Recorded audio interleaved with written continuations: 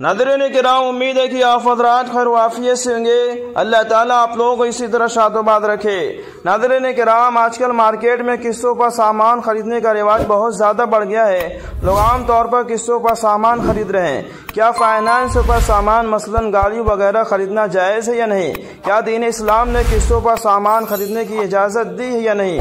उलमा किराम और मुफ्तियान किराम क्या फतवा देते हैं, इसको आज जान लेते हैं। आइए नाज़रीन किराम, हम इस सिलसिले में दारुल उलूम देवबंद का फतवा देखते हैं क्या कहता है। किसी ने इसी सवाल के मुतालिक पूछा है, उन्वान है, कोई चीज़ नगद 10,000 की किस्तों पर 12 या 15,000 की खरीदना कैसा है? सवाल है, क्या फरमाते उलमा किराम की किस्तों पर कोई सामान खरीदना कैसा है? मिसाल के तौर पर बाज़ार में एक चीज़ नगद 10,000 की है, जबकि वो 6 महीनों की किस्तों पर 15,000 या 12,000 की मिल रही है, उसको ख़रीदना कैसा है? बराए मेहरबानी तफसीलात से आगाह फरमाएं। शुक्रिया व अहसनल जज़ा।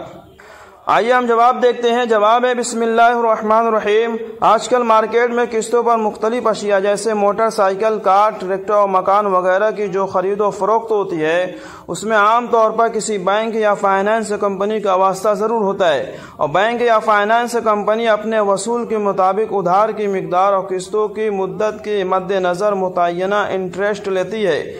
यानी बैंक या फाइनेंस कंपनी खरीदार की तरफ से सामान फरोख्त करने वाली कंपनी को जो पैसा नकद अदा करती है, वो बैंक या फाइनेंस कंपनी की तरफ से खरीदार के हक में कर्ज होता है और बैंक या फाइनेंस कंपनी उसी कर्ज पर मुतय्यना इंटरेस्ट लेती है। और इस्लाम में जिस तरह सूद लेना हराम है, इसी तरह सूद देना भी हराम है। लिहाजा किसी बैंक या फाइनेंस कंपनी के वास्ते उधार किस्तों पर कोई सामान खरीदना जायज़ न होगा। अलबत्ता अगर किसी शख्स के पास मतलूबा सामान के खरीदने के लिए दीगर अखराजात से ज़्यादा मतलूबा मिकदार में रकम मौजूद है, लेकिन वो टैक्स अदा करदा नहीं है, यानी हुकूमत की नज़र में गैर कानूनी है, जिसकी बिना पर अगर वो सामान खरीदा जाए तो इनकम टैक्स के हवाले से मुतल्लिका महकमा की तरफ से मुख्तलिफ परेशानियों का अंदेशा है।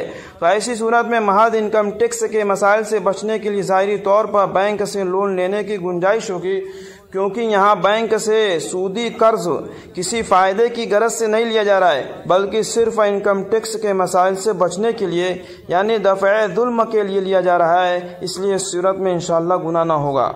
और अगर कोई ख़ास दुकानदार या किसी दोस्त या मुतारफ शख्स को उधार किस्तों पर कोई सामान फरोख्त करे और उसमें किसी बैंक या फाइनेंस कंपनी का वास्ता न हो, बल्कि दुकान का मालिक खुद उधार फरोख्त करे और खुद ही नकद रकम की शक्ल में या बजरिए चेक वगैरह अपने अकाउंट में किस्तें वसूल करे और मामला करते वक्त उधार मामले की किस्तें और उनकी मुद्दत वगैरह सब मुतय्यन कर ली जाए, तो इस तरह उधार किस्तों पर खरीद व फरोख्त में शरअन कुछ हरज नहीं, क्योंकि इस सूरत में सूदी कर्ज का मामला नहीं पाया जाता।